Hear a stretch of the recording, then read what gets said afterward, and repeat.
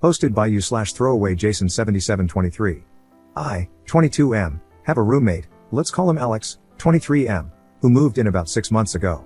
I honestly never considered that Alex might be trans, not that I would care if he was, but that's not the issue. He is a short guy, probably under 5 feet 5 inches, has a lot of facial hair, muscles, and, in my opinion, looks a lot like a short Henry Cavill. No one I know has ever brought up this idea before. I've had friends and family over at our apartment, and this is really the part that gets to me because my mom is extremely against gay people. If she sensed anything was up, she would have caused problems right away. Alex and I get along. We're polite but not really friends. He's quiet but super polite, always pays rent on time, helps with chores, and even shares his cooking with me. I appreciate having him around, especially because my last 3 roommates were each their own horror story. The issue came up when my girlfriend, let's call her Sarah, 28F, came over one day. Alex was shirtless. Just to clarify, I forgot to tell Alex that she was coming over, and she noticed the scars on his chest. After that, she was quiet and short with me for her entire stay. When she got home, she blew up my phone, asking why I had a female living with me. I was confused and asked what she was on about. She said she knew that his scars were from top surgery and that he is short, so he has to be trans and a born female. I tried to explain that even if Alex is trans or a born female, there's no way I'd be attracted to him because to anyone who looked at him, he's clearly a guy. Plus, he's respectful and doesn't cause drama, unlike my last roommates, which she knows about. Just to be clear, I honestly still have no idea if Alex is even trans. I googled it, and those scars could be from some other surgery, like heart surgery or gynecomastia. I really don't have an argument for him being short, but there are plenty of short men.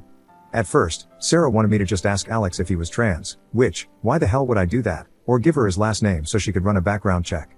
I said no to both. Then she said this was a violation of trust and that if I didn't either find out if Alex is trans, and kick him out, or just kick him out altogether, she would have to reevaluate things. Basically, she was threatening to break up. I told her I don't do ultimatums, and we're done.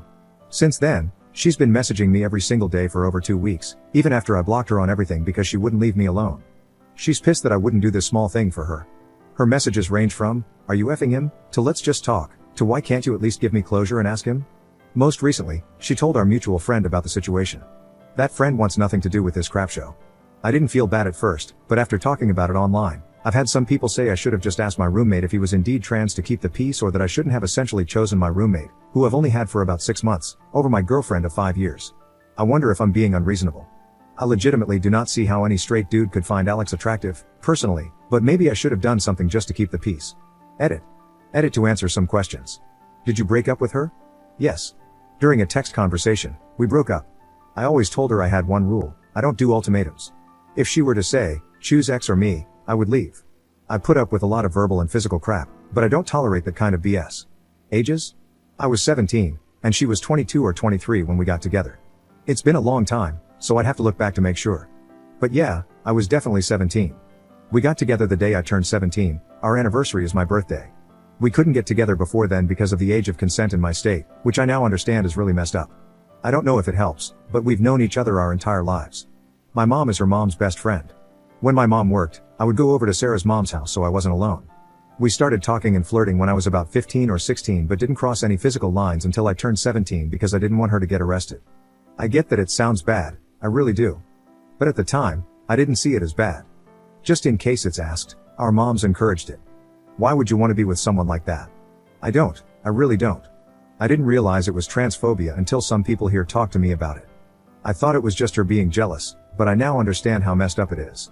Please understand I live in the Bible Belt. I didn't even know trans people existed until I was 16. My personal thoughts are that I don't see a problem with people being trans or transitioning. At the end of the day, it isn't my business. Is Alex trans? I have no clue. He could be, but he could have also had breast cancer, gynecomastia, heart surgery, lung surgery, or any number of other procedures. It's not my business. Is Alex safe? I'll talk to him when I get home and then talk to my landlord. I will change my gate code and have her removed from the allowed guest list. I'll also ask my landlord not to let her in personally. She hasn't been too violent in the past, but I also didn't know she was this unhinged before either. Was there abuse? I feel like this has been implied in some questions.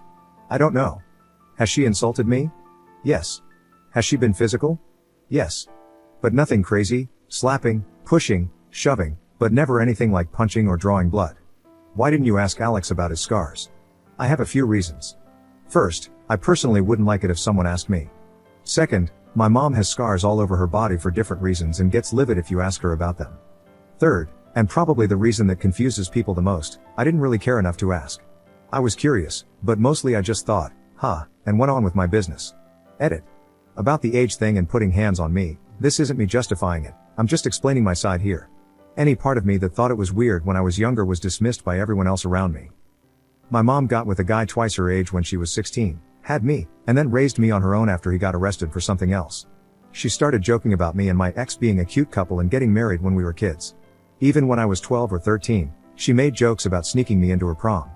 My ex's mom also encouraged it because she and my mom are best friends. I thought this was normal. I thought her losing her temper and raising her hands was normal.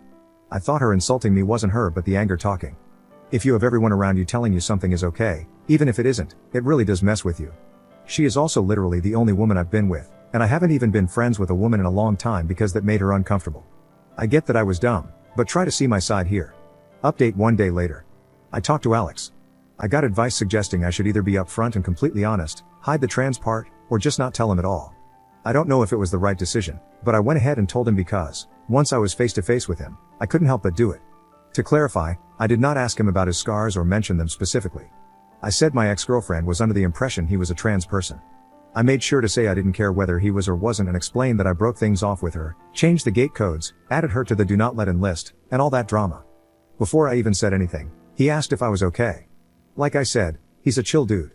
He also not so subtly asked the same questions a lot of commenters asked, essentially wondering if I was in an abusive situation. I told him I didn't know, but whatever kind of situation it was, it's over now.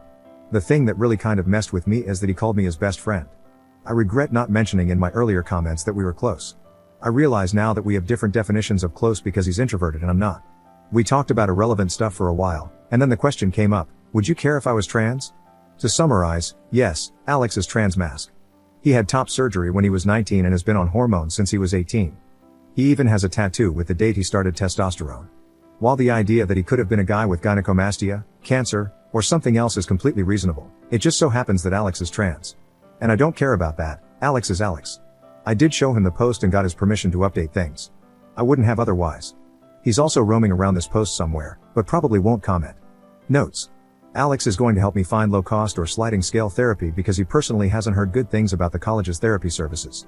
Like everyone else has said, yes, it was abuse. I see that. I will also hold myself to higher standards in the future. Alex sent me information about the therapist he sees, and I'll contact them in the morning. The landlord knows there was a domestic incident, and I trust him to make sure my ex doesn't show up. The do not allow list was made with this in mind. I'm not ready to talk to my mom about this yet, but I hope, with some therapy and time, I will be. She knows something is going on, but she believes this is a break, not a breakup. Sorry if this sounds like rambling, it is. It's been a rough couple of weeks, my brain is fried, and I'm tired. Keep in mind, I'm still a full-time student. I also have to keep my grades up for my grants, scholarships, government aid, etc. I do read all comments, even the not so good ones. I'll try to respond more before I sleep tonight, but just know that, even if I don't reply, I've read them. I appreciate all the advice, the kicks in the rear, and the sympathy. A side note, I've seen a lot of trans people comment on this post, and a few have reached out to me privately. I'm thankful for your comments as well. It's brought to my attention how tough things are out there. Honestly, I felt what I did was the bare minimum and not worthy of praise because it should just be expected. But I see now that it's being praised because of how low the bar is when it comes to basic human decency toward you, and I'm sorry for that. I hope things get better. Second update 1 day later. I talked to the therapist Alex recommended. Normally, I would be on the waitlist until January, but due to the situation, the therapist referred me to one of his associates, and I'll be seen as early as next week. I was also recommended to attend a domestic violence support group that gathers once a month. Initially, I wasn't going to go because the idea made me incredibly uncomfortable, but Alex said he'll go with me. At least I'll know someone there, and we can leave if it feels too weird for me. My mom is aware of the breakup, but she's not too happy about it. I didn't mention the trans part. I told her that Sarah was being controlling and that I didn't want to put up with it anymore. I got the usual that's a normal part of any relationship comments, but I stood my ground. My mom seems to be under the same delusion as Sarah that this is just a small argument or something, and that we will get back together. But that is absolutely not happening. I don't really talk to Sarah's mom, so I don't know her thoughts on the matter. The landlord is aware of the situation and will not let Sarah in should she try to show up. If you don't have the gate code, you have to go to the main office. The employee, the landlord's son, will either buzz the person in if they are on the accepted list or call the tenant to confirm if they aren't on the list. If the individual is on the do not let in list, especially if it involves a criminal matter, they will be asked to leave. If they don't leave, it becomes trespassing. I know this sounds like a lot, but the security is why many people choose to live here. Notes after reading some comments. I am sorry for trivializing my abuse. It still feels weird to call it abuse, but I do know that it is abuse. Slapping, pushing, and shoving are physical abuse, and if someone else told me their partner was doing that, I would call it abuse. It's not that I don't think women can be abusive, but as I mentioned in one of the comments, I don't view it as abuse when it's directed at me. This is probably due to being abused by my mom, which I'm going to get help for. For reference, when I mention my mom's abuse, it's why I'm low contact with her. The reason I was extremely underweight as a kid was that she just straight up didn't feed me much of the time. CPS got called a lot but never did anything. They also didn't take any claims by my teachers that I was being abused seriously because there were no marks or bruises. This has warped my view of abuse. Going forward, if I date again, I won't put up with any physical or verbal abuse. A couple of comments helped me by suggesting that if I'm unsure whether something is wrong, I should think about how I would feel if it were happening to someone else. This has been helpful in shaping my understanding of what is right and wrong in terms of how I'm treated. After a lot of talking, it turns out Alex and I have been friends this whole time, but because I've never had an introvert friend before, I didn't really realize it. Alex says he didn't want to annoy me by trying to chat with me all the time, which, ironically, is how I was feeling too. Now we're going to hang out more, and he's trying to get me to join the D&D game he's in. Thank you for reading my giant block of text. I'm on the app, and I don't exactly know how to format it properly. I'm grateful for all the comments, whether good or bad, I do read all of them. Up in the comments. I agree with your comment, but unfortunately, my mom is already aware of Sarah's physical and verbal abuse but hasn't really done anything about it. She has made excuses for Sarah, saying things like Sarah just needs help, she's stressed, or that it is an abuse because Sarah didn't leave marks or bruises directly. My mom isn't happy about the breakup and is currently in denial. The roommate issue hasn't come up yet, but if it does, I plan to say that Alex had heart surgery, which is the excuse Alex uses.